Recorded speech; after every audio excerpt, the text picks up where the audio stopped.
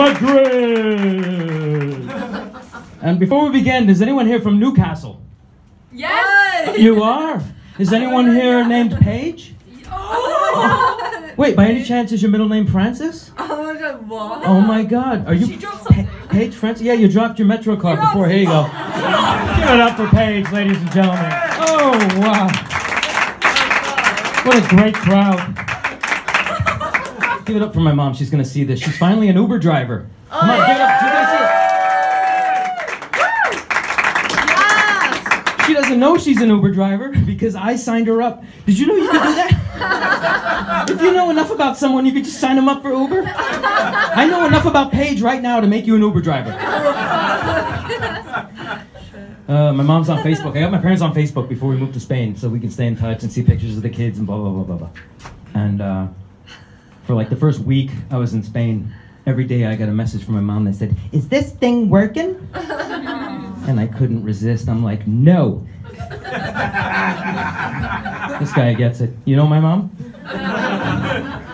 She says, how about now? And I wrote back, nope. Are you seriously not getting these messages? I'm doing everything that you told me to do. No, Mom, I haven't received one message. She still doesn't know that my wall is not a private conversation between me and her. She says the most intimate things on that wall. The doctor says your father's rash is going to go away as long as he stops washing his hands as much as he's been doing, but that goes against everything the dermatologist has been telling me. Mom, everyone can see this.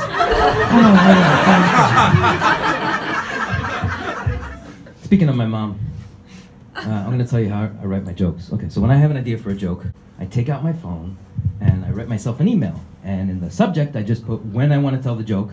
And in the body, I just put notes about what the joke is about. So earlier this week, I had a great idea for a masturbation joke that I wanted to tell you for you guys tonight. So I woke up in the middle of the night, half asleep, and I wrote an email to myself, and I wrote back in the subject, don't forget Saturday night. And in the body, I put masturbation, and I hit send, and I went back to sleep. Now here's where the story gets weird. When I woke up, I didn't get that email. You have any idea how many people are on that email list? People I work with. But I got a much better email back from my mom. Apparently autocorrect kicked in and it sent it to my mom. And it said, you got something planned for Saturday night, do you? I said, no, Mom, it's not what you think. It's for a show. You're ahead of me. She said, oh, is that what you're doing on stage these days? Now, before we begin, I just want to start off by saying I know what you're all thinking, and I agree with you. I thought I'd be taller, too. I'm 5'6", 5'7", soaking wet. I don't know what that is in the metric system because I grew up in the United States, but I do know this. It's just about the right height that if you saw me having a heated argument with my wife in public, you probably wouldn't need to stop and ask if she was okay.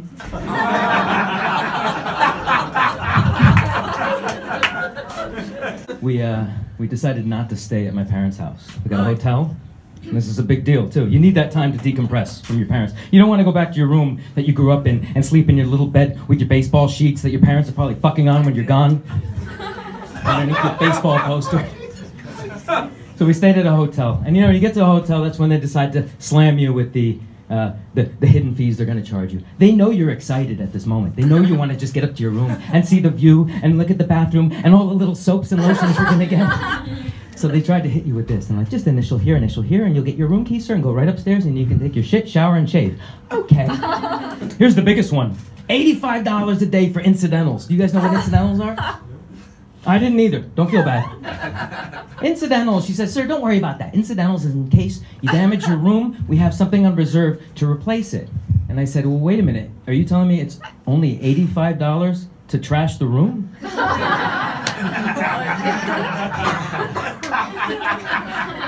She says, well, technically, yes, but... I'm like, da-da-da-da-da, kids.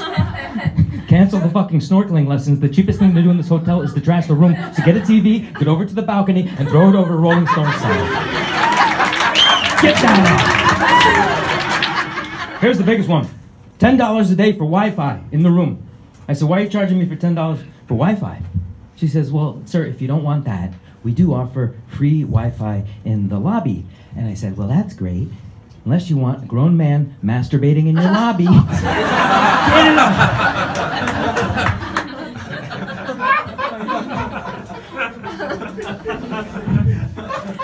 So I've been living here for 5 years. And one of the things that changes when you've been here for 5 years is that you stop pretending that you like everything about Spain, which is what you do in your first 6 months, your first year, and you get real. So my first 6 months here, I was like, wait a minute, so you're telling me like, everybody's late, like all the time? So someone's gonna meet me at the coffee shop, it could be 3 o'clock, could be 3:15, could be 3:45, or never, I don't know. Oh, I love that, yeah. People are so free in Spain. Or little old ladies cutting in front of me everywhere I go. Does that happen to you? You could be waiting for a bus 20 minutes in the freezing rain in January. Bus shows up. 3 old ladies cut right in front of you and get on. The bus driver says, oh, we're all full. And you go, oh, I love that. So they respect their elders here. Oh, all right. Or bullfighting. Bullfighting. I mean, a defenseless animal's gonna die in front of 3,000 people. He doesn't even know he's in a bullfight. The matador knows he's in a bullfight. The bull doesn't know it. Can we just talk about bullfighting for a second? I have something to ask you guys. Okay. Can we just get past the morality of it for a second? Yeah, bullfighting is evil. I get it. Blah, blah, blah, blah, blah, blah. Okay. I don't understand the outfits of the matador. Right?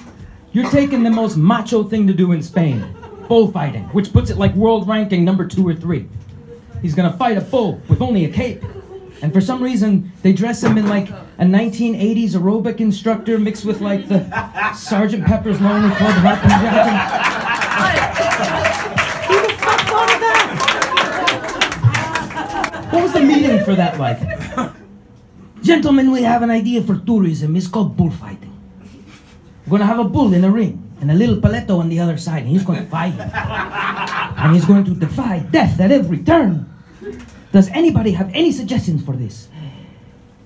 Ah, yes, the new gay guy in the back. Just, why doesn't he wear skin-tight pink capri leggings with bedazzling down the side? I love it! Put that in the yes pile. So what were we talking about? Okay, the things I didn't like about Spain, I was too afraid to say. So it was number 1, people being late. Number 2, old ladies cutting in front of me. Number 3, bullfighting. And the number 1 thing that I don't like about Spain, and it feels so good to finally let this out, is flan. I don't like flan, okay? And living in Spain, you're compelled to like flan. You have to like flan. Did you try the flan over there? It's better than the flan there. Flan, really? That's a dessert? That's not a dessert. And believe me, I know. I'm from America, the land of fat people. I know a good dessert when I see one. I'm talking banana splits, chocolate lava cake a la mode. I know desserts when I see one, not fucking flan. There's nothing worse when you go to a restaurant and you're like, what do you have on the menu for today? And they're like, well, for 10 euros, you have pollo asado and a free dessert and a coffee and a drink. Sign me up. And you eat the chicken. How was everything? It was great. Thank you very much. Are you ready for dessert? Absolutely. Bring it on me. What do you have? We have a nice flan for you today. Oh, flan! Exactly what I was hankering for. A cold, white, gelatin, jiggly substance made from egg whites with black oil poured on top of it. Are you fucking kidding me? Even the name flan. If ever there was a word that perfectly personified the stupid thing it was talking about, it's flan. Sounds like a broken car horn. What do you have for dessert? Flan, flan. Bring me flan. Yeah, sure. Bring me, how do I put this? The cat food of desserts. Bring me flan. Oh, that felt good. Hey.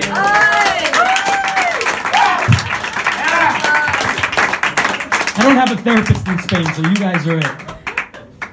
Is flan vegan? I don't even know. It should be. It's disgusting. It's not. Do we have any vegans in the house? Yes. That was hard for you to get that out with all that energy you don't have? Okay.